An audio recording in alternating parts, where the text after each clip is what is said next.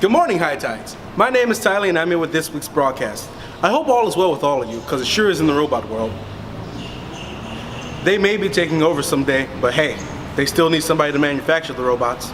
The field of robotics is progressively advancing. Many see this as a good thing, but also many fear these advancements will cause people to lose their jobs. Technology in the workforce is already there. You can, I would say, look at the automotive industry.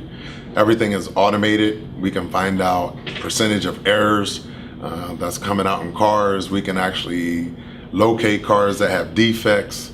We can also just make sure that everything is streamlined. People have feared robot domination for a while, and the possibility of this reality coming true is very near. With the advancements of both artificial intelligence and robots, many people are beginning to fear that they will begin to replace people in the workforce.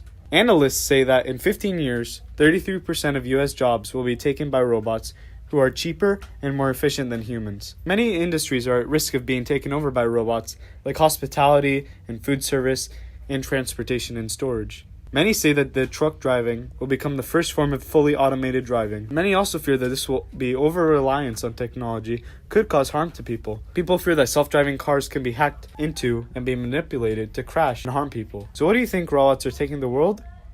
Or not? Manufacturing robots is a lot different than manufacturing toilets. And did you know that there's an World Toilet Day? Let's hear about our very own High Tide Soil Project. Did you know that there's a World Toilet Day? What's that day all about?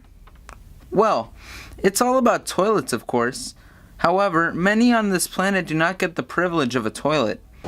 Somebody once told me the world. Toilet Day is a national holiday dedicated to taking action against the global sanitation crisis. Around 4.5 billion people in the world live without toilets in their households to dispose of waste. The Soil Composting Toilet, Soil is a nonprofit organization that was founded in 2006 by Dr. Sasha Kramer, a Stanford-educated ecologist who fell in love with Haiti and noticed a problem there, but with the ecological education, she wanted to transform the lack of sanitation coverage that Haiti faces and is a problem for 4.5 billion people around the world today who simply don't have a toilet. The day was chosen by the United Nations around 4 years ago in 2013. The Sustainable Development Goals aim to reach everyone with sanitation by 2030 and decrease the amount of untreated wastewater. The toilet is a urine diversion toilet. It separates urine from poop. It's the pathogens in poop that can make people sick, cause diarrheal disease, cause cholera. The Soil Group, a non-profit organization at our school, built a toilet for those in need in Haiti. The non-profit Sustainable Organic Integrated Livelihoods, Soil, is about a $1.52 million non-profit organization in Haiti. It employs 80 people. Soil at MVSH is a group of students who advocates for this not-for-profit organization. We can help the world of sanitation by redefining our environment. High Tides, get involved in your world. It's December now and November has passed. November is not just about Thanksgiving. Let's look back on November and look at all the historical moments. On November of 1895, a physics major named Wilhelm Conrad became the first person to observe an X-ray. The discovery happened accidentally in his lab in Würzburg, Germany. He was testing whether or not cathode rays known as electron beams could pass through glass, and he noticed a glow coming from a chemically coated screen, and he was able to see the unseeable. He named the rays X-rays because of their unknown nature. X-rays are electromagnetic waves that act similarly to light rays, but at wavelengths approximately 1,000 times shorter than those of light. After many tests, he discovered that X-rays penetrate human flesh, but not highly density substances such as lead, and that they can be photographed.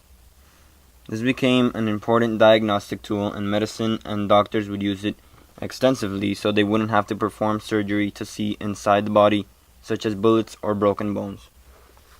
November 22nd, 2017 marks 54 years since a very tragic day in American history. That was the day John F. Kennedy was assassinated in front of thousands, if not millions, of people in Dallas, Texas at 12:30 p.m. Kennedy was in office during a very eventful time in the U.S. He aided with the space race, the Cold War, the Civil Rights Movement, and the domestic policy movement called the New Frontier. He was also elected in the same month 2 years earlier on November 8, 1961. He had over 30 new bills that were submitted to Congress passed during his presidency. On May 29, 2017, a ceremony was held in honor of Kennedy in what would have been his 100th birthday. He was one of our most iconic presidents and will never be forgotten in our history. November of 1991, the famous basketball player Magic Johnson surprised the world by announcing his retirement from the Los Angeles Lakers. He announced that he was HIV positive. Johnson was one of the first sports stars to go public about his HIV positive status. Johnson was one of the greatest basketball players of all time. Johnson spent his 13th season NBA career with the Los Angeles Lakers. He was an important player to the team and won 5 championships in the 1980s. His asset was his extraordinary passes, compassion for the game, and his great personality. To this day, Magic Johnson is a spokesman for AIDS, bringing awareness and being a big businessman. And now hurricane season is over and it's time for the holidays. Start resting up. High tides, have a great weekend.